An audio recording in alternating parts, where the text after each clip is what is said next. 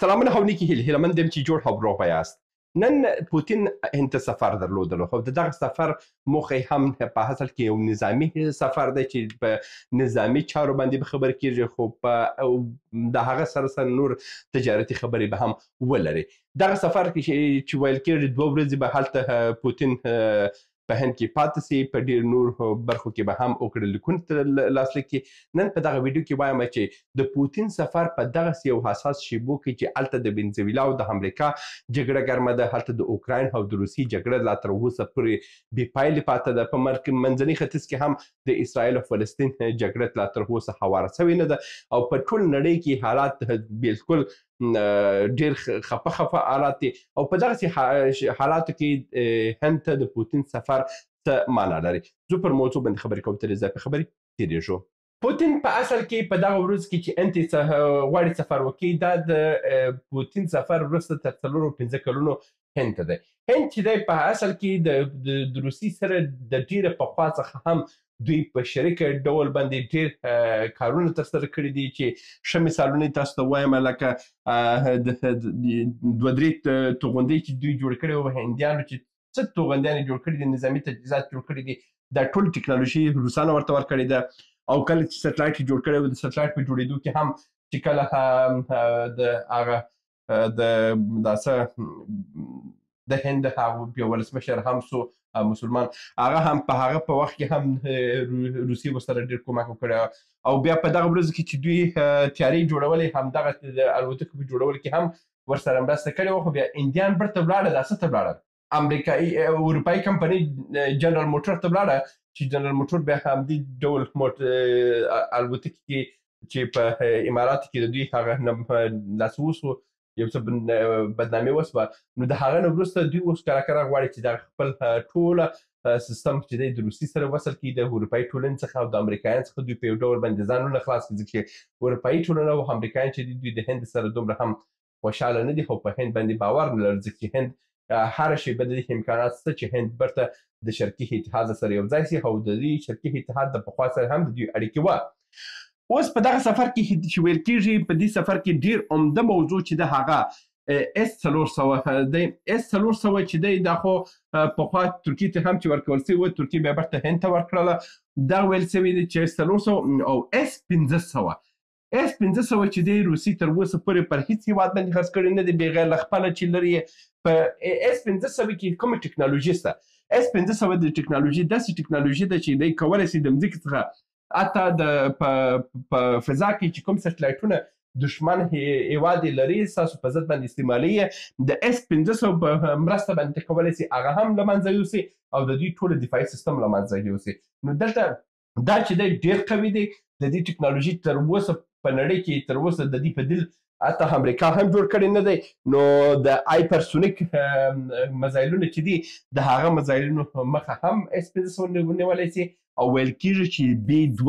د امریکا یو تر ټولو قوي الوتکه ده چې هیڅ رادار یې نسي کشفولی. S-500 ماډل چې دی هغه هم کشفوي او حتی کولی شي چې هغه باندې حمله هم وکړي. نو دغه ټولې هغه ټکنالوژي دي چې په S-500 کې شته. نو اوس هندیان په دې لټه کې دي چې د S-500 ترلاسه کړي، او S-500 په دې خاطر ترلاسه کړي چې غربي هېوادونه کوشش کوي چې پاکستان سره مرسته وکړي، خو بنګلادیش سره هم مرسته وکړي، او امکان لري چې هر شیبه پر داسې باندې حمله ووسي پر هند باندې. نو هندیان وایي چې S-500 که زه ولرم بیا خو مشکل را سره حل دی، او زه هیڅ مشکل به هم په سیمې کې ونه لرم. نو د S-400 S-500 قراردادونه چې دي دا د پوتین سره امکان لري چې په دغه لیدنه کې ترسره سي. دا چې په څه پیمانه باندې رسېږي هغه به د دوی خپل کار وسي، لا تر اوسه دقیقه معلوم دي، خو ویل کېږي چې S-400 S-500 په دغه سفر کې قراردادونه کېږي او روسیه یې هند ته ورکوي. بله خبره چې د هغه د Su-50 تیارې دي. Su-50 تیارې چې دي دا د روسیې یو تر ټولو قوي الوتکې دي چې د امریکا د F-15 الوتکو سره برابروال لري، خو د F-15 الوتکې داسې بیا ټکنالوژي بیا دا ده چې هغه په هر ځای کې په مستقیم او په افقي او په عمودي ډول باندې ولاړ ناسته کوي خو S500 چې دی S50 چې دی دا بیا دومره ټکنالوژي نه لري خو په سیمه کې ډېر قوي الوتکه ده نو امکان لري چې هند چې دی دغه سو 50 الوتکې هم د هند څخه واخلي او د دې سره اخیستو سره نو دوی کولی شي چې سیمه خپل تر کنټرول لاندې راوړي که پاکستان او بنګلادیش نن سبا د نورو هیوادو لخوا تحریکېږي او د هند په وړاندې دوی غواړي چې استعمال کړي. بله خبره دا ده چې هند او روسیه غواړي چې په دغه وخت کې دوی په ګډه سټلایټونه جوړ کړي چې دغه سټلایټونه دوی په دې ویره کې دي که موږ د امریکا د جی پی ایس تر کنټرول لاندې پاتې سو نو امریکا زموږ د ټولې سیمې کنټرول ته لاسرسی پیدا کوي او د همدغه ګوره چین چې دی د امریکا جی پی ایس هلته کار نه کوي او هلته هم چې کله هم تاسو ولاړ شئ جی پی ایس تاسو سره کار نه کوي ځکه چې جی پی ایس د کوم سټلایټونه چې د جی پی ایس کنټرولوي په چین کې د هغه سیګنالونه مکمله ختم دي او یوازې د آی پی د سیستم لاندې که تاسو ولاړ شئ ګوګل ماپ استعمال کوئ ګوګل ماپ په ډېر خواري باندې تاسو د سیمو په هغه دقیقه نه وای نو چین چې دی هغه ټوله جی پی ایس سیستم ختم کړی دی. نو اوس دا څه هم چې دی د څه بله روسان او انډیان چې دي دوی هم کوشش کوي چې د نیویګیشن سیستم چې جی پی ایس پورې د دوی له تړلی دی دوی د ځان ته یو نوې ټکنالوژي جوړه کړي که څه روسانو ځان ته جوړ کړی دی او په نږدې راتلونکي کې د دوی امکان هم شته چې ګوګل ماپ په روسیې کې هم بند سي نو غواړي چې انډیان هم همدغه ټکنالوژي خپله کړي. انډیان هم غواړي چې یو مرکزي او خپل د ځانه یو سیستم د داسې دپاره ولري نیویګیشن یعنې په پښتو کې موږ تاسو ورته لور موندونکي ویل کېږو هغه دغه ټکنالوژي دوی خپله کړي. بله خبره چې په دغه سفر کې ویل کېږي د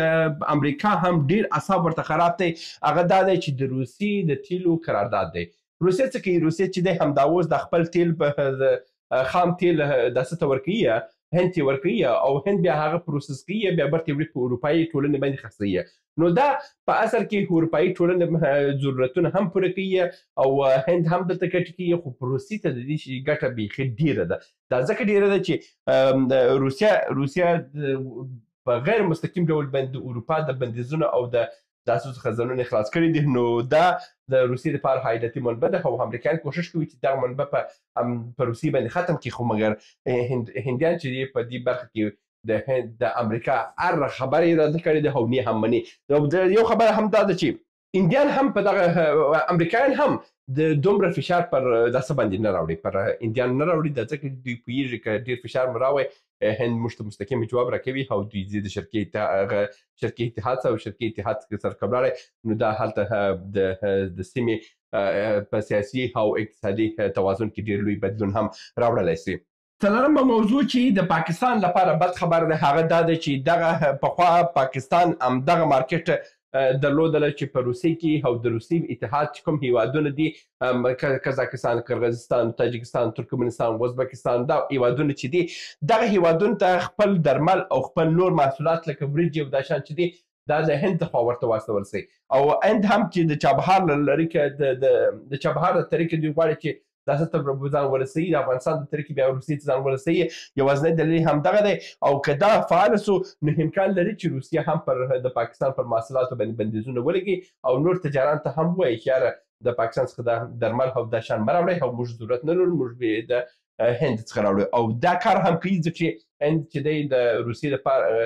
هند چې دی روسیې ته لومړیتوب لري او روسان پر هندیانو باندې ډېر حساب کولی سي. اوس یو پوښتنه دا ده چې هندیان ولې په داسې یو اساس شیبو کې دوی د لویدیځ اتحاد سره مخ کېږي د غربي اتحاد دومره هم داسې نه شرقي اتحاد سره ولې دوی داسې کېږي شرقي اتحاد سره دوی غواړي چې یو ځای سي. شرقي اتحاد ګورې په داسې وخت کې که غربي اتحاد ته وګورو غربي اتحاد یوازې او یوازې انګریزان پکې کې برلاسه دي که هغه امریکا کې هم دي هغه هم انګریزان دي که په کاناډا کې دي که هغه په استرالیا کې دي که هغه په نیوزیلند کې دي که هغه په اروپایي ټولنه کې مثلا انګلستان دی او دغه څو هیوادونه چې په اصل کې نسل نسب هم چې برته سره یو ځای کې د یو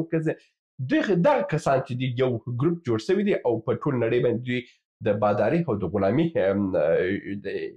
ارتباطات غواړي. نو انډیان چې دي زیاتره کوشش کوي په دغه ډول باندې ارتباطات د ایست هیواد سره ونه تړي. دوی غواړي چې خپل ځان یو قدرت ثابت کړي، په ډېر مساویانه ډول باندې راکړه ورکړه ولري، او غربي هیوادونه چې دي دا کار نه کوي. همدا اوس وګوره پر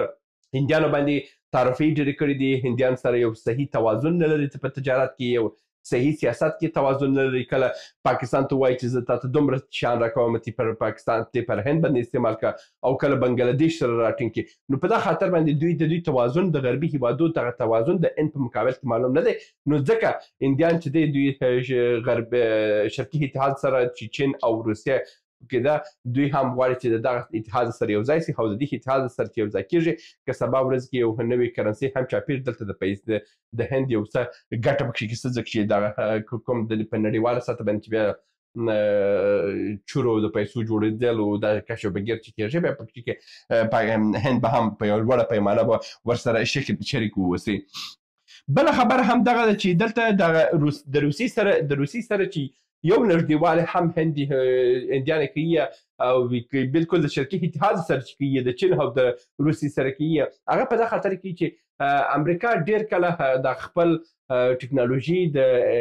ټول نړۍ پر مخ باندې د وسلې په ډول باندې استعمالوي. چې ښه مثال هم د سویفټ شبکه ده چې هر هیواد باندې چې بند کړلو هغه بانکي سیستم له منځه وړي، او ښه مثال هم د ایران دی، ښه مثال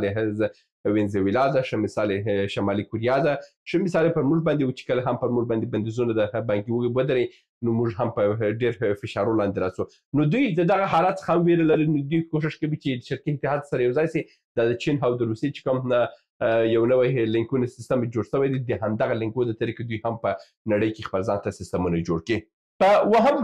اوومه خبره دا ده چې هند چې دی زیاتره په دې لټه کې دی چې د روسانو څخه دوی ټکنالوژي خپله کړي. د امریکایانو سره خو دوی ډېرې ټکنالوژي خپله کړې ده. اوس کې هم وګوره په ګوګل کمپنۍ کې وګوره د ګوګل ډېر کارکوونکي ودرېدل، 10% کارکوونکي چې د هندیان دی په ټوله نړۍ کې، که هم دا ډول راز مایکروسافت ته په هغه کې هم په لوړه پیمانه هندیان دی، په ډېرو برخو کې هندیان شته، او هغه هندیانو هم همدغه ټکنالوژي په هند ته هم راوړې ده. او په هندیان چې اوس په ټکنالوژي او په نیټورک او په دې برخه کې ډېر قوي دي. نو دوی غواړي چې د راکټ او د وسلو او د نظامي برخه کې هم قوي شي. نو په دغه خاطر باندې د روسیې سره چې یو نږدېوالی هم لري، په دغه خاطر باندې په دغه برخه کې هم دوی ډېر توجه لري. او په اخر کې لوی عمده موضوع چې ده، روسان او هندیان دواړه غواړي چې د ډالر کارول بند کړي، او د دې ته ډي ډالرایزیشن ورته وایي. په نړۍ کې ډېر هیوادونه کوشش کوي چې خپل ځان د ډالر څخه لرې کړي، او پر ځای باندې خپل محلي کرنسي او یا هم د چین ین استعمال کړي. ځکه چې د ډالر چې دی، د امریکا ډالر چې دی، دا زیاتره اوس نن سبا ډېر خطرناکه دی ساتلی. نو ډېر هیوادونه هم چې کله یو بندیز پر باندې ولګېدل سو، نو دا ستونزه ورته جوړېږي چې بیا په هماغه وخت کې ډېر کم وخت کې دوی نشي کولی. نو اوس مخکې له دې چې که سبا ورځ کې په هند باندې یو بندیز لګېږي، نو هند مخکې تر مخکې خپل ځان ته لارې جوړوي. که سبا ورځ کې بندیز هم پر هند باندې د امریکا لخوا ولګول سي، نو دوی دپاره ستونزه نه واوسي. دا د نن ورځې ویډیو هیله مند یم چې تاسو ته لاس کړو. تر بیا هم په الله سپارم. ښې چارې. سلامونه. موږ ډېر موضوعات جوړ کړي دي. که سیاسي موضوعات غواړئ ووینئ نو دلته کلیک کړئ، او که غواړئ اقتصادي موضوعات وګورئ نو دلته کلیک کړئ، او که غواړئ چې د تل لپاره راسره واوسئ نو دلته کلیک کړئ او چینل سبسکرایب کړئ. مننه.